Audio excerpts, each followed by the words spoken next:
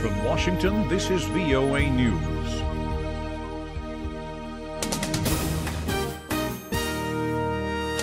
I'm Jonathan Smith reporting.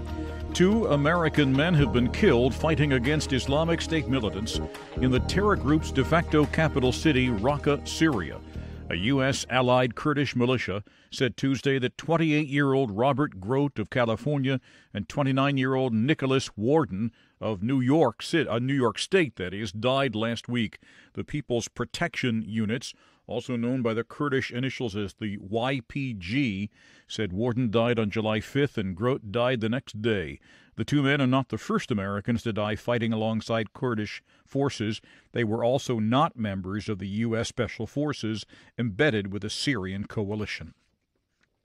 The FBI says a U.S. Army sergeant arrested for allegedly trying to help the Islamic State has a long history of making threats and pro-extremist statements. Ikaika Kang remains behind bars following his initial court appearance in Hawaii, where he is stationed. The FBI says Kang turned over classified military documents to an undercover agent posing as an Islamic State member. Kang is an air traffic controller. He served in Iraq and Afghanistan. His court-appointed lawyer believes he may be suffering from combat-related mental health issues.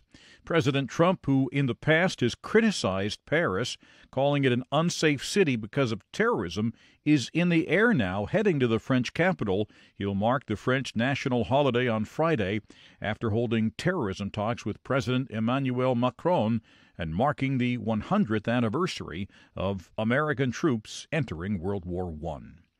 You're listening to news from the Voice of America in Washington. Before departing the United States, President Trump gave several interviews at the White House, in contrast to reports from U.S. intelligence agencies that Russian President Vladimir Putin intervened in last year's American elections to increase the Republican Trump's chances of victory. The president said he believes Trump had hoped Democratic candidate Hillary Clinton would win the race. A year ago, Trump described Paris as so out of control, so dangerous because of terrorists operating there. President Trump also says the White House is functioning perfectly, challenging accounts that it is in chaos from his eldest son's disclosure of how he met last year with a supposed Russian government lawyer who offered incriminating information about Hillary Clinton, Trump's Democratic election opponent. The news accounts described the president with a light schedule Tuesday as fuming while he watched news channel reports about Donald Trump Jr.'s emails with an intermediary for the lawyer. But Trump said on Twitter his White House is focused on overhauling the country's health care law, tax cuts and reforms, and, quote, many other things. I have very little time for watching TV. Mr. Trump personally intervened to allow a team of Afghan women students into the United States for a major global robotics competition, VOA has learned. The U.S. Embassy in Kabul had denied visas for the girls earlier this month for unknown reasons. The UN said Wednesday it had identified another 38 probable mass graves in central Congo where violence has killed thousands since August. This would bring the total of mass graves found in the Kasai region to 80. Brazil's former president Luiz Inácio da Silva has been convicted of corruption and money laundering and sentenced to 9.5 years in prison. Lula, as he's commonly known, has denied the charges and plans to appeal the conviction.